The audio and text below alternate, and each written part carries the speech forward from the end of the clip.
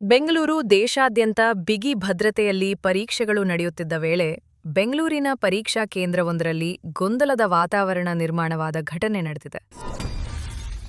NTA ನಿಯಮಾವಳಿ ಪ್ರಕಾರ ಮಧ್ಯಾಹ್ನ 1:30 ಒಳಗೆ ಪರೀಕ್ಷಾ ಕೇಂದ್ರದ ಗೇಟ್ಗಳನ್ನು ಮುಚ್ಚಬೇಕಾಗಿತ್ತು.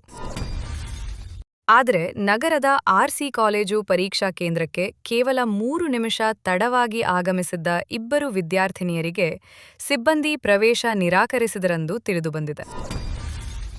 ಗೇಟ್ ಮುಚ್ಚಿರುವುದನ್ನು ಕಂಡ ವಿದ್ಯಾರ್ಥಿನಿಯರು ಆತಂಕಗೊಂಡು ಪರೀಕ್ಷಾ ಕೇಂದ್ರದೊಳಗೆ ಪ್ರವೇಶಿಸಲು ಗೇಟ್ ಹತ್ತಿ ಆವರಣದೊಳಗೆ ಜಿಗಿಯಲು ಯತ್ನಿಸಿದರು.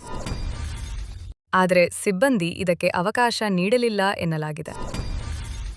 ಪರೀಕ್ಷೆ ಬರೆಯುವ ಅವಕಾಶ ಕಳೆದುಕೊಂಡ ವಿದ್ಯಾರ್ಥಿನಿಯರು ಕಣ್ಣೀರಿಡುತ್ತಾ ಕೇಂದ್ರದಿಂದ ವಾಪಸ್ ತೆರಳಿದ ದೃಶ್ಯ ಸ್ಥಳದಲ್ಲಿದ್ದವರ ಮನಕಲಕುವಂತಿತ್ತು. ಘಟನೆ ಕುರಿತು ಸಾರ್ವಜನಿಕ ವಲಯದಲ್ಲಿ ಮಿಶ್ರ ಪ್ರತಿಕ್ರಿಯೆಗಳು ವ್ಯಕ್ತವಾಗಿವೆ.